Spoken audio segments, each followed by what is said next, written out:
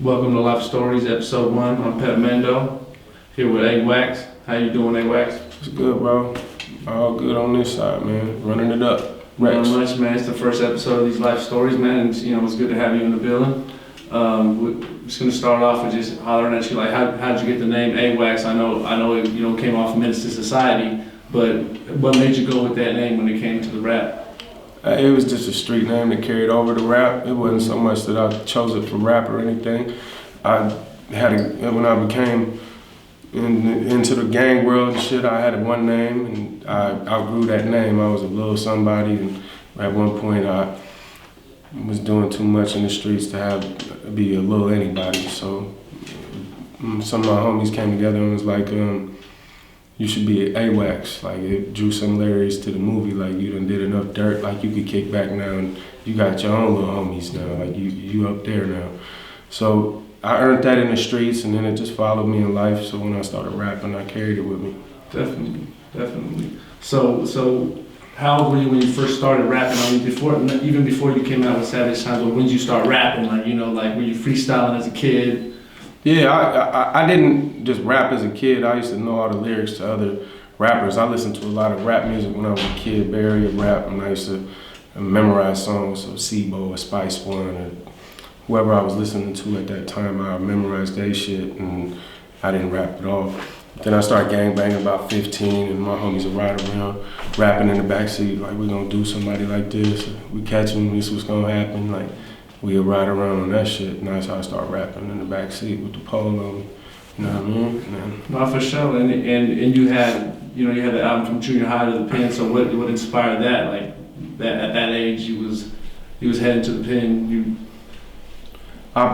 Yeah, exactly. It's self-explanatory. Like, a lot of people went to high school, and I didn't get that far on in life. I just ended up getting tried as an adult when I was pretty much just turned 16. I come out of being 15 years old.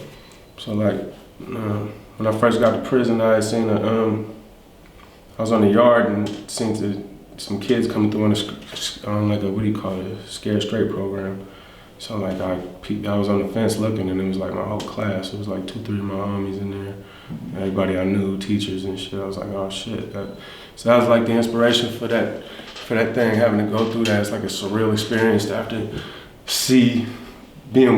go from being in the classroom with all these people like just 6 months ago to being on this side of the fence with an ID and a prison uniform, and they just walking through trying to be like, yo, this is who you don't want to be like, you know what I mean? No, for sure. Yeah, so that's really what it was, just having to experience something like that. It was like not many people go through it, and maybe I thought if I shared my experience, I could save somebody else having to try to go down that road on their own, you know what I mean? No, for sure.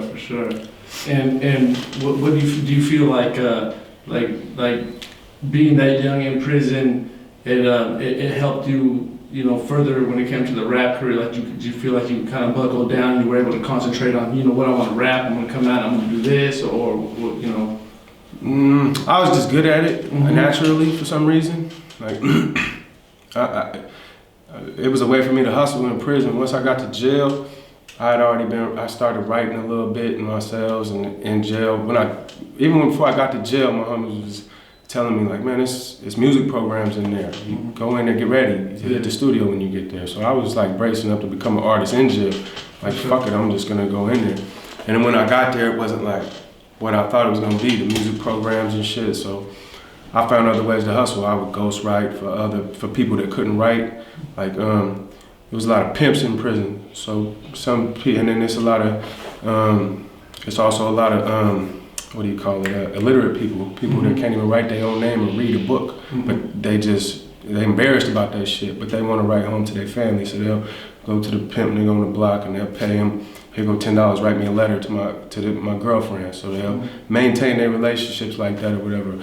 So I seen that happen, and I'm like, man, I'll make you a rapper, bro. You can make a song, send this song home, tell your people you're doing good. So people will give me $50, write them a song, take them to the studio, show them how to lay it down, and do the whole shit. Or else I battle rap artists. If somebody come from another gang, they'll be like, man, your homie versus our homie, let's meet on the yard, throw the bread on it, like, and we'll just see where it go, like, two pits fighting. So it was all kind of little ways for me to eat off rapping and pen, and I used to keep that store fat and running around with weed, selling, smoking, do what I wanted to do in that bitch, you know what I mean? Like, became a hustle for me early in there. So once I realized that, when I got to the street, I knew I could do something with it if I really applied myself with it.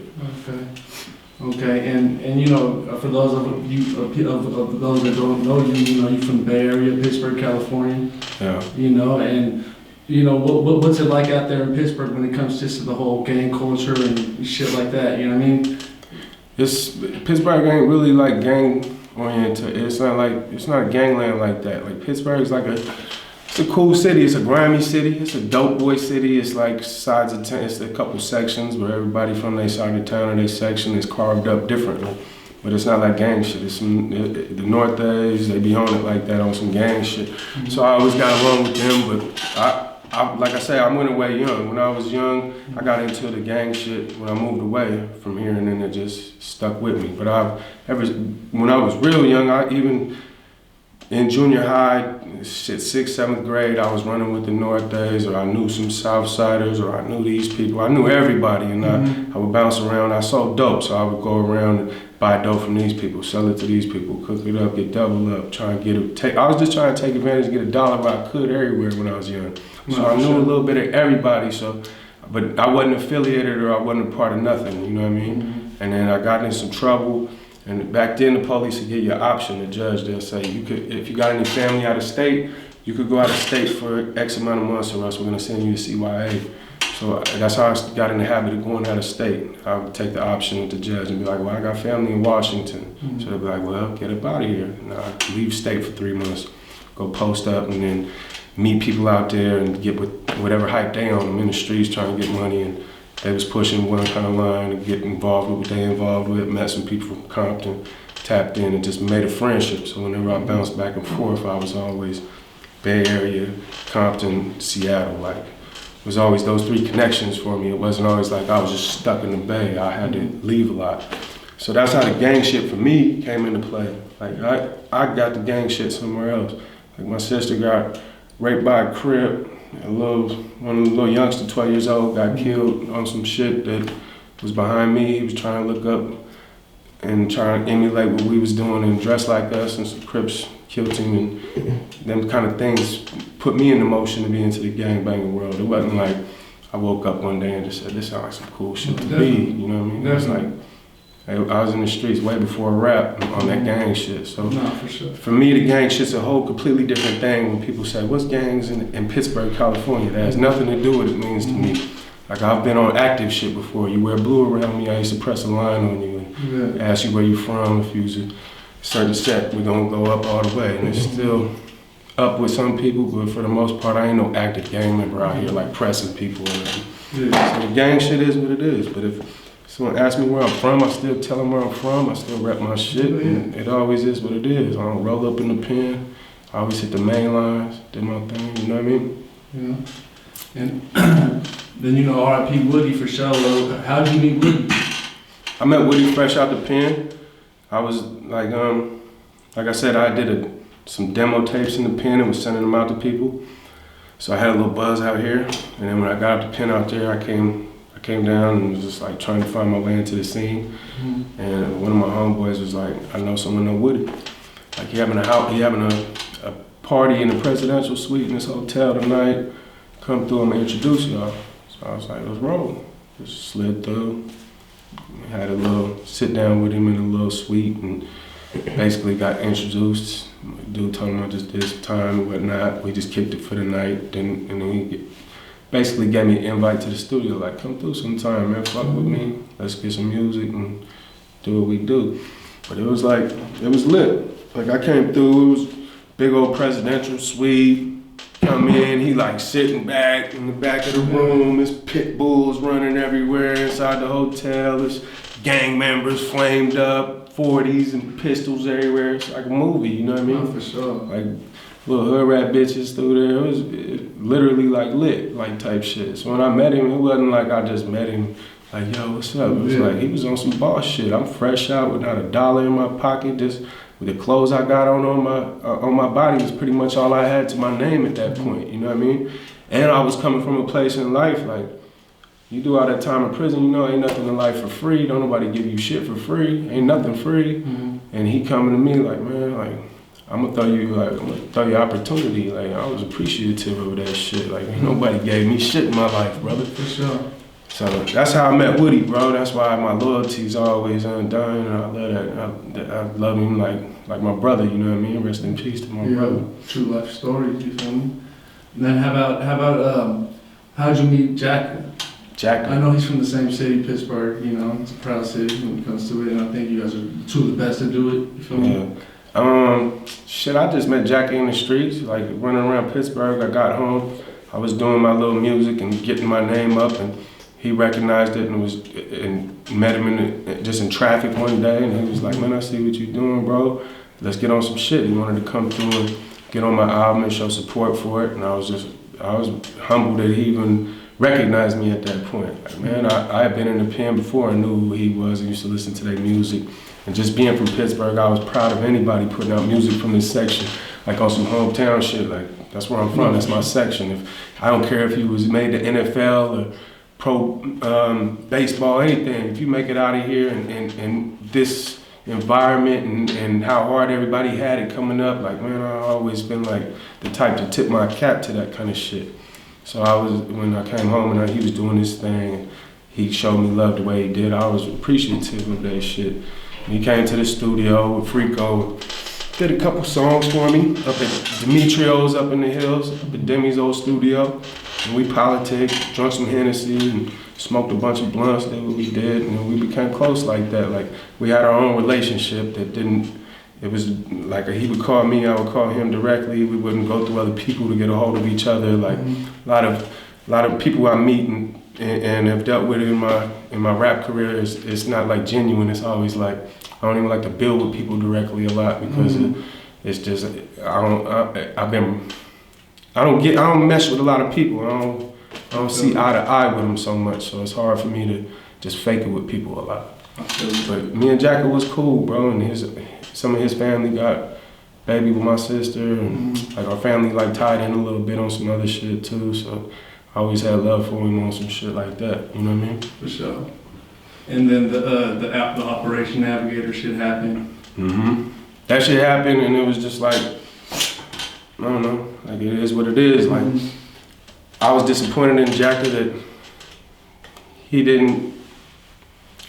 I was disappointed, honestly, that he just didn't treat it like on some street shit and call it how it was on some street shit. Yeah. Like, man, it is what it is, bro. Like, you could be tight as hell with a motherfucker, man. I got my own family and told on people, and I can't support him. I can't, like, it just is what it is on that street shit. So he let me down on it like that, but I ain't never had no problems outside of that. You know, a lot of people went to jail and got told on, and you know, Hus got a little time behind it. He had something to do with everybody getting told on when he debriefed and gave him all that info. Got that safety valve or whatever the fuck, so it is what it is, man. Like, I in hindsight, like, it wasn't none of Jacka business other than he was friends with dude, and all I was like was like, I was looking at it from a standpoint like, look, man, we rappers, we role models from the P. People look at us and look at what we do, and the youth look at us, and they gonna make decisions going forward in their life that could fuck their life up and make or break their life going forward. Like, if we gonna be the role models, we should kick it the way it is. If you get caught out of the state with 15 kilos in your trunk, you're gonna do 10 years minimum. You're not gonna do 3 years. You ain't getting no magical deal because you a special rapper. Like, so for Husalah to kick that message when he got out, I was anti that. And I wanted Jacka to be anti that too, and he wasn't, so it disappointed. So that's where we had a difference of opinion. It never went beyond that, nothing serious beyond that, you know what I mean? That's where it stemmed from. It wasn't nothing personal between me and him. And we was close before that too, but I couldn't just pretend it wasn't there. I had to call it what it was. I had to take my own stance. It wasn't like I was ever jealous of them and wanted to take their place. I was always proud of them putting on the P until I wasn't proud of that situation and said, hey, we gotta take a stance on this together. And in my head at the time, I thought he would have came with me and said, you know what, he's right. Like, he's saying something that's right. and he would have came with me, and if in a perfect world, me, Jacka, and Ryder would have just did music forever, and FedEx or whoever, and they would have all just pushed him out the situation, dude who wasn't solid in the situation. Right. But it went a different way, so I just had to play it the way it played. You know what I mean? For sure, for sure. And then, you know, it ain't no surprise to everybody. You got the Joe Blow chain. How did that whole situation come into play? I mean, we seen the whole smoke shot video, but like before the cameras came on, how did you run into him? Like you see, like fuck. Yeah, like I don't know, dude. I don't know him. I ain't never met him to be having words with him. I guess he just wanted to make a name for himself, so he jumped into some shit between me and them and started doing diss records about me. But I was just like, man, if I ever get a chance to get back at him, I'm gonna get back at him. So when I seen him, I checked his temperature, did what I did, just seen what he's talking about. And he pump faked. Like he be saying, why did he try to make it seem like, why did I record it? Why did I put footage out? I recorded it because he ain't do shit. He acted like he had a gun and went in his counsel. I went up to the window on him after that, after I cut the tape off, and he pulled a pink brush out and was like pretending like he was gonna have something with his daughter brush or something. So I was like, to me it was funny. Let the Barbie brush. Yeah, but you let his side tell it. They try to put their spin on it. They like came through 20 deep. You know. Oh, he a police. He recorded it. We was gonna blow. Joe Blow was gonna blow him down. He had that 30 out the window on him. Like no, bruh. No, bruh. Like, soon as he acted like he had something, the camera went off, and I walked up to the window for real and seen what time it was, and that's what no one seen. Like, it was a pink brush. He was acting like he had it, and he lucky he didn't get blue with that bitch in his hand. You know what I mean? But right, go out like that. I don't know that man. The man tried to get some clout off me, so I spun it around. You know what I mean? His chain was. I didn't even know his chain was coming, bro. Honestly, I was on eBay one night, and they said, man, try these mystery boxes. So I bought this mystery box, bro. They like Bay Area mystery box rappers. I was like, what the fuck? So I ordered it. It was like $89.99, and then it came with like Joe Blow chains, some CDs and shit. I was like, yo, what the fuck? So I put that shit on, started doing videos with it and shit. Pass it around. Like I don't know. That chain just fell into my lap. You know what I mean? I feel it. Yeah, what it is.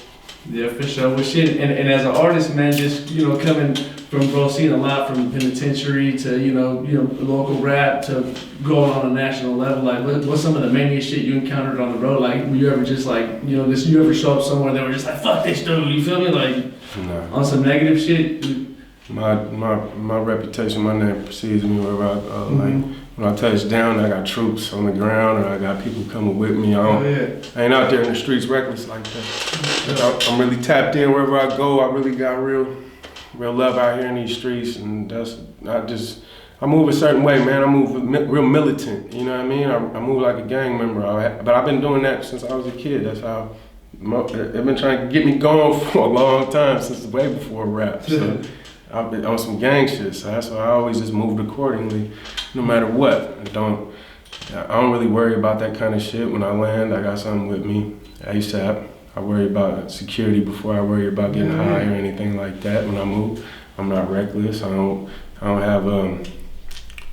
be thirsty with bitches coming and going at the room and nothing like that. And like, we taking cell phones in the lobby. Ain't no bitches recording nothing. We taking all that shit, purses and cell phones. Like, we move militant. You know what I mean? For sure. And just without too much. Like, you got some crazy story from being on the road on some. I mean, it's all kind of crazy stories, bro. You know what I mean? I done been. Like, what's some wild shit you got into? You feel me? I done got into some shit. I had to fire up somebody's shit on Waka shit, like pretty much. I was in Arizona one time and on a Drake tour with Waka, and it was a pretty big tour. It was like 2 Chainz bus. It was like a bunch of buses back to back. So it was 2 Chainz and French Montana, Waka, Drake. Everyone got their own bus, and it's going city to city all around this whole bitch. So we start in Concord, LA, Arizona, all this shit, and we get to like the Arizona stop, and I seen somebody that was just from my own side, from claiming my gang, but really wasn't from my gang and shit, just like falsely claiming it and starting friction among my homies, trying to start internal beefs and shit. So I had to address it on the scene, and it became a little situation. I ended up putting my hands on somebody and DPing him in front of the tour buses. And like Waka mom got pretty mad at me over it. It was like, you gonna get Waka kicked off the Drake tour? you fucking shit up, he just getting solidified and shit, you know what I mean? Like, it's crazy because it stand out to me because like I never really fit in the industry like that, like how I get down and shit. I never really see it in certain lights and shit, and I had to learn from that. Like, man, sometimes you gotta just think and pick your situations for the right spot, you know what I mean? Because I'm in an opportunity with big artists and all kind of opportunity to further my career, and I can't get my head out the streets, you know what I mean? So sometimes it just being the number one spot in the music industry or being in rap, that's not like that's not everybody's goal. I never really had intentions to reach the top. I just wanted to make good music or better music than most of the people, everybody from where I'm from or on my section. I just try to perfect the craft and don't focus on who's big or who got the number one spot of sales or nothing. I don't too much give a fuck about that. As long as I'm got people recognizing my music and bringing, I could support my family off of it. I'm not too much tripping off nothing else. I feel it. Hell yeah, you putting P on the map everywhere you go, bro. We proud of you, you feel me? I appreciate it. Either way, but so what would you tell the up and coming artists right now? You know? Just do your thing. Have your own, put your videos out on your own YouTube channel, on your own Bebo channels. Don't rely on other platforms. Use them or just use them to cipher some of their viewers and subscribers over to your own. But the sooner you get your own subscribers and your own channels, the sooner you monetize and get on it, that's the better. It's like having 2 revenue streams for your career. It's like you can have your own channel, and then you can have your own, all your streams and all your music sales will be coming in on one door, and then the other door, all your advertising from on your videos or your blogs or whatever you're doing, it all comes in simultaneously and you can get your money. But I would definitely advise them, like, start your own channels, have your own control of your stuff so you can look at your own analytics and see where you're having success and where you're not having success, things like that, and where you should focus on and what kind of songs get the right response and which ones don't. So you can see what kind of music is what you should focus on and which one, what isn't really your lane. Definitely. And what you got going on in the next couple of years? You got any mixtapes coming out? I know you got the clothing line, bro. The sweaters are hot as fuck. I got Pulling Strings 2 right now I'm working on. Got a song, little group project with Dex Lopper, my little homie from the East Coast in New York. And then, man, I got a couple of more group projects I've been sliding out, and I'm just gonna come out with a couple more solo albums this year. I just been kicking around the titles. Got a little tentative titles, but nothing solidified. So I'm just gonna up my output, how much music I'm gonna be dropping in the next year. So I'm gonna try and get at least double how many videos I put out last year. I did probably like 16, 17, something like that. So I'm gonna try and get like 30 videos or better this year on my own channel, and then try and get 2-3 projects out, you know what I mean? So I just set more output goals for myself this year. Keep getting to it. For sure. Well, shit, bro. It's the first episode of Life Stories, bro. And I feel like we can wrap it up. Yeah, it's all good. Life Stories, man. AWACS.